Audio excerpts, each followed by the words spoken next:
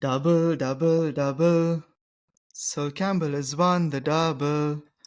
Has come from the lane, have won fuck all again, but Sol Campbell has won the double. Samarth? Cheers. Cheers.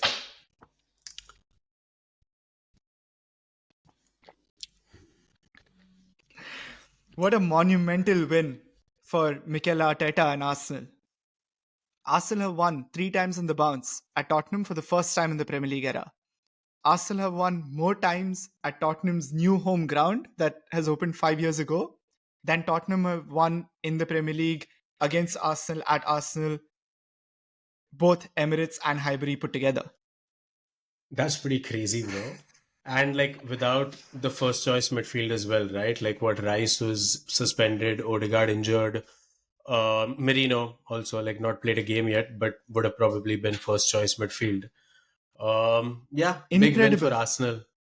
Incredible. And it's tactical masterclass. I think Arsenal didn't really do much in that game, like one or two chances here and there, but it was Tottenham being quite toothless, I feel, in attack.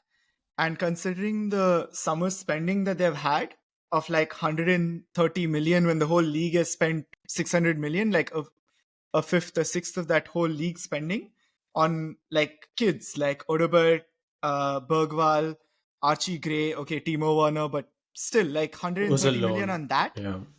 Man, and that was evident in their performance, right? Like they didn't really do anything noteworthy or create many chances in that game. Even the shots on goal, like Raya easily saved, like it was not anything that was felt like, wow, this clean sheet was so much more special than the other clean sheets that Arsenal have had in the past. I think Arsenal played Aston Villa in their last away game, and that felt like a more well-earned clean sheet than this game a little bit. And honestly, like it was just a clean, classic, get the win, ugly win for Arsenal. And I think that's what you need to be champions in this league right now. Yeah, I'd say that Vicario had a couple saves as well. Like I think Arsenal did very well. I think I've found so much more to admire about Julian Timber and Kai Havertz. And Havertz is a player that I have personally backed ever since he signed from Chelsea, even when he started performing a bit slow in the beginning of last season. And in the last two games, Havertz against Brighton and today was tireless. I know he didn't have any goal plus assists contribution today, but man, what a performance. Just tracking back, winning the duels, winning the headers, like just such a classic performance. Like it felt like a number 9 performance. And I think if he improves his finishing a little bit, man, he's going to have such a great season. I think, like coming back to Timber, right? I think that could have very easily been a red card. Like you saw the exact same red card, and I'm not like again, Arsenal deserved the win. I'm not trying to like plot points as to take it away from Arsenal, but it's just a noteworthy point that you saw the exact same red card in the United game against Southampton. Like it was quite literally the exact same challenge. The foot is way higher than it's supposed to be, and that's very easily given as a red. Yeah, I think to be honest, I watched both the games and I saw both the challenges, and my opinion on them are very different. It's indeed a red card in the United game, but looking at Timber, I saw multiple angles of that challenge, and it was a 50-50. And looking at it from a certain angle, that shouldn't have even been a foul, in my opinion, huh? Because I think Timber got the ball and his trailing leg hit the opponent, but he got the ball. And then he went on, and the referee blew the whistle, and then there was a fight. So, okay, if there was a red card for that, holding Vicario by the collar, I understand, but I don't think that was even a yellow card to begin with. Like, We're too much in an era of this freeze frame motion where we just like hold it to one yeah, still and make it look worse. I'm not taking that away from the challenge, but I'm just saying that those are given in the football with the referees that we have, and that could have yeah, changed the game. no, I agree completely. I think in even for Arsenal, similar challenges like that in the last 3 seasons have been given as red cards to Arsenal players. I remember Aubameyang against Crystal Palace and Nketiah against Leeds have been sent off for very similar challenges. So I do understand, but I think that as long as you have consistency, it's fine. And that's something that's really not existent in the Premier League right now. Yeah, that you can't expect that with the English FA. But then moving into our eye test this week, what would you say is the game of the week? The game of the week. I think the game of the week is Villa Everton, right? Like how can a team come from 2 goals down? Okay, it's quite common in the Premier League. I think I see a smile on your face because Everton are on the receiving end of it. But as an Arsenal fan, and considering how I've started watching football, which I explained previously, I think I have so much sympathy for Everton to lose that game. But man, what a performance by Villa! What an exciting game! Yeah, for sure. I mean, that's the only joy I have this week is that Everton losing again, because we saw that with Bournemouth last week as well, where they came from two behind and then won against Everton. So basically the same thing. That'd be my what do you call it? My game of the week, and even honestly, the goal of the week. You could easily put Duran versus Everton up there. Like Yeah. that was an incredible strike to win the game. Yeah, I think we need to have a conversation about John Duran. I think a lot of attention has been given to Ollie Watkins, and rightly so, because even in this game, like we're talking about Duran, but Ollie Watkins scored the 2 goals to get them even at the place where it's 2-2, and he's been performing consistently. But man, I think John Duran is the best backup striker in the Premier League, and he's 20 years old, man. What a player. And what a goal. I like for me that's my goal of the week this week. I mean, shout out to Barnes as well. I think they were like kind of like, out of the box both. Like probably Barnes dribbled past the player as well, again, winning the game for Newcastle against Wolves. I think that was also an amazing game where Newcastle came from behind. Both of them, actually, even Shar, that was a deflection, sure. But Barnes's goal was really, really amazing. Yeah, and honestly that would have been one of my honorable mentions this week. Because both of them were winners, very little to separate. Uh, but I also in that game against Wolves feel like Wolves played quite well. Wolves created a lot of chances. Wolves actually did a lot. Mateus Cunha had a chance here and there. Like, I have a feeling like for both Everton and Wolves, the two teams we just spoke about who are on the losing side, I Yeah. think they're going to be fine in the Premier League, even though the points table doesn't suggest that. I think they're going to be fine. I think it's not every day a team gets a 2 goal lead and squanders it. And for a team to do Unless that, you're Everton. But okay, I mean, coming to a team that was on the losing end, and I cannot like procrastinate this topic further, but I would say that Liverpool were definitely not the better team. I think Nottingham would be my team of the week in the fact that, like, you'd hear about a Nottingham win against Anfield and just immediately think that maybe they got lucky, or Mhm. they got a breakthrough on goal and they scored and they just parked the bus and stuff. I didn't think that was the case. And Mhm. credit where credit is due, I think Nottingham fully deserved that victory against Liverpool. I think Liverpool were very lackluster. They did not create enough chances. You could probably pin this back to the international break, stuff like that. Lousy excuses. Like, if you want to be in a title race, a game against Nottingham, that too against Anfield, has to be a comfortable win. So kudos to Nottingham. I think they played brilliantly well, and they would be my team of the week. I think Nottingham played brilliantly, and that's what I love about the Premier League. I know it's a Liverpool loss, so it's difficult to say that, but that's what I love about the Premier League. Like anyone can beat anyone, and in today's world where it's so much more difficult for one of these mid-table slash relegation threatened teams to win away at the Big Six, the fact that Nottingham did it convincingly is so much more impressive. Uh, and and I think because I'm an Arsenal fan, I have to say Arsenal, under the context they were in, is my team of the week because Fair I don't enough. think anyone gave Arsenal a chance, I considering think the that was injuries. Considering I, the I I would injuries. I would definitely say that Arsenal were on the backtrack, but like at no point did anyone think Tottenham were the favorites going into this game. Like Arsenal fans were obviously conscious. I know you were conscious, and I would have been the same, right? Like you did not have any of the three of your midfielders. Hmm. Definitely, you're going into the game definitely on the back foot. But I would still say that it's not that big of a surprise that Arsenal won. You know what? As big as Nottingham is, which it would be my surprise of the week, would also be Nottingham. Hmm. Where I would say Arsenal are still Arsenal, and yeah, not that big of a surprise. Great Yeah, victory, but not a surprise.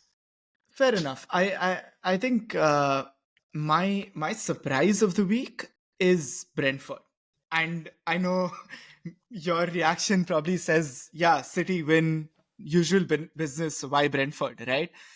Like, And I watched the press conference at the end of that game, and both Pep and Thomas Frank, and Thomas Frank is not one to praise his team usually, and he basically said that Brentford were world class against City. And in the first 20 minutes of that game, man, what a performance. Like it's not the yeah, goal which was okay, a bit lucky you could argue, but that performance was insane, man, for the first 20 minutes. And City have just moved the league to a different level and a different metric to even you know uh, gauge against. That bar is so high, and for a team to dominate City at home for 20 minutes, man, unheard of. And for me, that is just so amazing that they did that, and I really hope teams understand what Brentford did and really catch City out more often this season.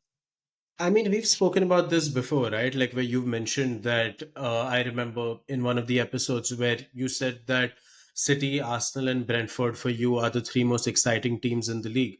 And I think Thomas Frank is no surprise now. You know, like I think he's a class manager, and Brentford have done some amazing things for sure. And actually, if we go about 2 years back, Brentford are actually the last team to beat City at the Etihad, which might be surprising to some.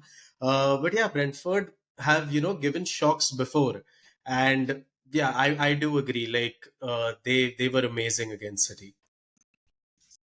Yeah, and do you think Haaland's goal was something that stood out to you? The second goal, like a long ball in. Haaland's goal was really good. Like I would say, but that's just Haaland. I would say that my eye test FC play of the week would again, and guys, this is me being unbiased now, would actually be the Ganacho goal. Because I mean the game was done and dusted. No doubt they had a 2-0 lead. But I think other than the two goals that we spoke about for goal of the week, nothing stood out to me as much as in terms of the overall play of things. Obviously, Hudson Odoi's goal was also amazing. But in terms of the team play, like I think it was a very good all round play and Hmm. good to see United playing well for a change. Yeah, I think to be honest, Garnacho's goal was good, but I think it was already when the game was done and dusted, right? It was 2-0, and I think it was against a tiring Southampton. Um, Going back to City, I just love how they can score goals in any context. They can kill teams with like 30 passes to a goal, and this was what Edison long ball up to Haaland, Haaland bullying the last man and just chipping the keeper. Like, man, this is incredible. But um, why the Hudson Odoi goal is my ITEST FC play of the week uh, is because it reminded me of an Arsenal goal at against Liverpool. Actually, this was in the Community Shield when Aubameyang scored against Okay, Liverpool. I remember this. I It remember was this. also very similar context, right? Like getting the ball out, few really quick passes in like quick succession, and two passes in the opposition half. A player cuts in on from the left to curl one in. So very Yeah. similar goal, and that just reminded me of it. And instantly, I just smiled because I was like, I miss Aubameyang a little bit. So it was a bit nostalgic, but also the context of that game, like considering a lot of chances Nottingham Forest had, but that was the goal that converted it. Man, it was my goal of the week. Yeah, I mean, a brilliant finish into the corner as well, right? But what Yeah. I would like to say is that I think Bradley was really poor for the goal. And you can actually look back as soon as he scores, as soon as the ball goes in the net, Allison actually shouts at Bradley immediately because any defender coming in knows that Hudson-Odoi is going to move to his right. And the ease with which Bradley let him through was very disappointing. And Yeah. I'm not like making excuses for the loss or anything, but I would just say that Bradley was pretty poor. There was another play as well, actually, where Van Dijk gave away the ball, and then Mhm. it goes back to Hudson Odoi. Hudson Odoi puts it into the striker, plays it into Elanga. And if Elanga is more composed, that could have been a goal as well. I think that was also a brilliant play. And I just think that if we're speaking of the Liverpool game, the substitutions didn't really work out for Arne Slot. I think he removed three players on the 60th mark, and Nunez is when you need that spark from that substitute. You know what I'm saying? That Trossard so often provides for Arsenal. That like in a sense Shaqiri did for Liverpool back in the day, or like Origi, obviously. Like there was no game winner off the bench. You know what I'm saying? Like even if we look at the depth of the game, Liverpool were not what they used to be. Like there were not enough chances created. There was just no spark, in my opinion. And for the people listening, like I want to just say that Samarth and I were together when the game was happening, and Samarth was abusing the television screen. So I can sense his frustration when he's saying this. I know it's a freak result, and it sounds like a freak result, but I think ever so often there are these mid-table relegation threatened teams, as I said before, that come to a big six team at home and blow them away. I'll You tell you know? another crazy thing. The last time we trashed United, okay, 7-0. The next week we lost 1-0 to Bournemouth. And now we've won 3-0. We've trashed United at Old Trafford and we've lost 1-0 to Brentford. So my advice to the Liverpool team would be beat United 1-0, but win the next game 1-0 again. Get me the 6 points. I don't care about the trashing. I care more about the 6 points. Yeah, and I think when the league is this competitive, you don't care how you win. You just Yeah. need to win, right? And actually, this brings me to a very good transition to the other games of the week, where Crystal Palace and West Ham both scored late goals to draw the game, right? Yeah. Crystal Palace did that against Leicester at home and West Ham away against Fulham. And, you know, both teams had very promising starts to the season, or rather, perceptions of how they would perform this season. And I think you really need to win these games to finish in, right after the top six or like seventh, eighth position. And the fact that they draw these games just make me feel like it's another season of like mid-table obscurity. These are the kind of games that you really have to win to be like best of the rest. Fair enough. But I mean, if you speak in that context, I think Bournemouth were the better team against Chelsea.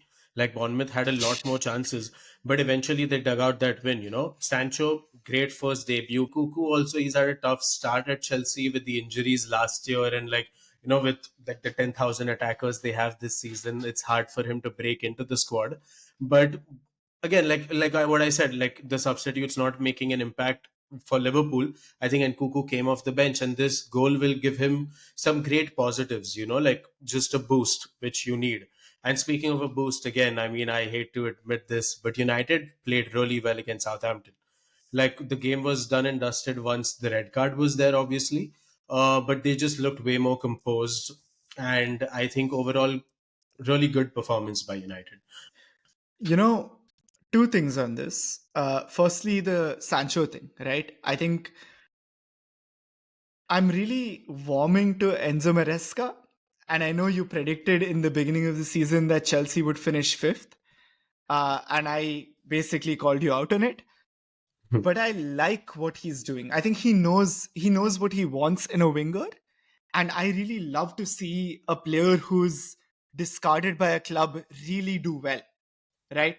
And this is classic case, right? Like Sancho at Chelsea or Sterling at Arsenal, because Enzo Maresca. I really want these players to do well because I really want them to prove their worth. And from United side, I think they are playing against a Southampton team who are known under Russell Martin to have possession in at home, especially, right? And they did that in the championship the whole of last season. And they actually could have gone 1-0 up. They won a penalty when the game was Yeah. 0-0, and Onana saved that. And I think if that game went 1-0 to Southampton and Cameron Archer would have scored, I think it would have been a very different game. I think the result of 3-0, and you're rightly saying that United felt comfortable in that game, but I think Onana, huge credit to him. If that For goal would have sure. gone in, Southampton at home 1-0, with them playing a lot of possession based football, I think United would have struggled. Yeah, it's a Um, different game. yeah, it's a very different game. But yeah, I think that wraps up our Premier League weekend. Glad to have football back.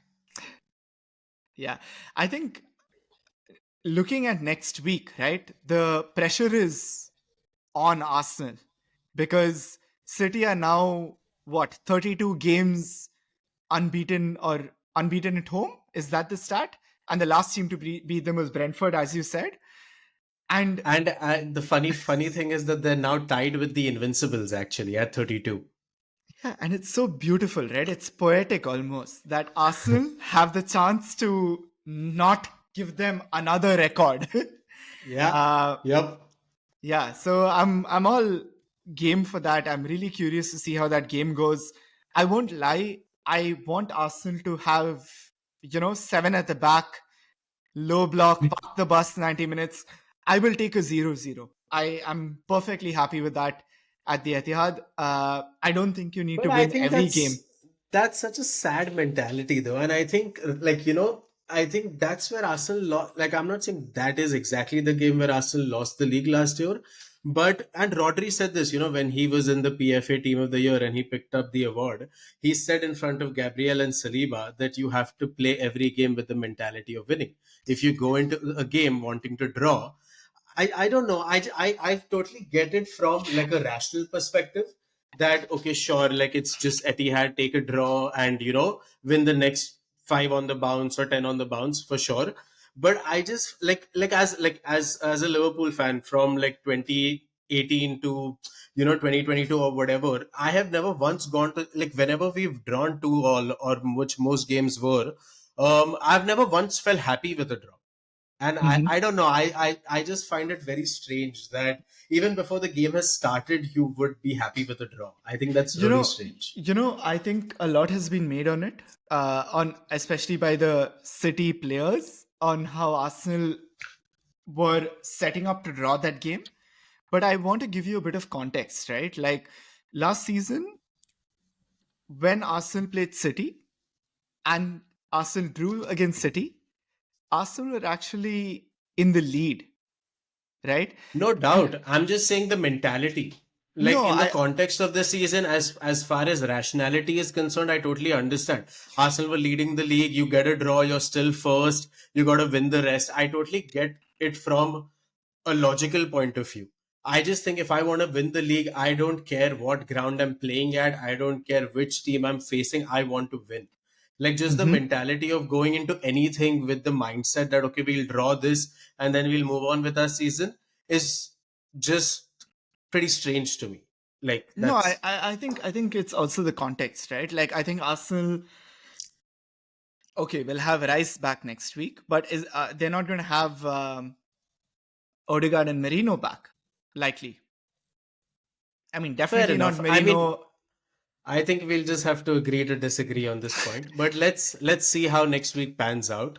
I for one would love a draw because that means City and Arsenal would both lose points, and hopefully Liverpool can bounce back after this weekend for sure. Yeah, let's see. It's exciting times. I think a lot of teams have performed well, but I think City are the only perfectionists. And I would really love, and I think the league would really love for For City to sure. drop points. So I hope that we get the good karma of the other 18 teams in the Premier League. Uh, Maybe not Tottenham, but the other 17 teams in the Premier League to win. But for now, Thank you so much for tuning into the iTest FC, and see you next week. See you guys.